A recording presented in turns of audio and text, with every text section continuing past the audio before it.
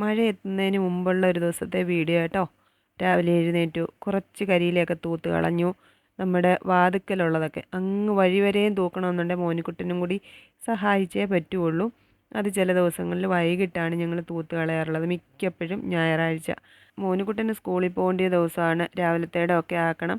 അപ്പോൾ കുറച്ച് ഉരുളക്കിഴങ്ങൊക്കെ ചിരണ്ടി എടുക്കുന്നുണ്ട്. അപ്പോഴത്തേക്കും മോനിക്കുട്ടൻ എഴുന്നേറ്റ് ബ്രഷ് ചെയ്യാൻ പോയി.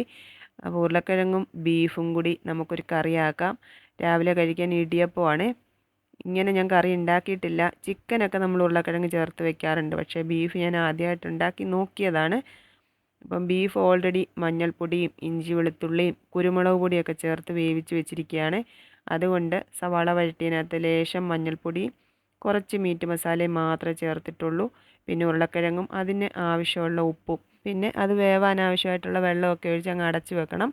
അത് വേവുമ്പോഴത്തേക്ക് ഇടിയപ്പത്തിനുള്ള മാവ് കുഴച്ച് വെക്കാം. ഇടിയപ്പത്തിനും പുട്ടിനും ഒക്കെ ഞാൻ പൊൻകതിരിൻ്റെ പൊടിയാണ് മേടിക്കുന്നത്.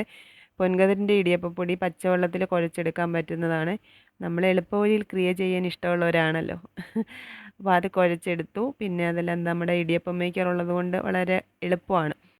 അപ്പോഴേക്കും ഉരുളക്കിഴങ്ങൊക്കെ വെന്ത് റെഡിയായിട്ടുണ്ടായിരുന്നേ. അതിനകത്തോട്ട് നമ്മൾ വേവിച്ച് വെച്ചിരിക്കുന്ന ബീഫും കൂടി ചേർത്ത് ഒന്ന് ഇളക്കി ഉപ്പൊക്കെ ഒന്ന് നോക്കി പിന്നെ ലാസ്റ്റ് കുറച്ച് തേങ്ങാപ്പാലും കൂടി ഒഴിച്ചു. അപ്പോൾ ഇതാണ് ഇന്ന് ഇടിയപ്പം കഴിക്കാനുള്ള കറി. ചിക്കൻ തേങ്ങാപ്പാലൊക്കെ ഒഴിച്ച് കറി വയ്ക്കുന്നതാണ് മറ്റേ ചുമന്ന കറിയേക്കാളും എനിക്കേറെ ഇഷ്ടം.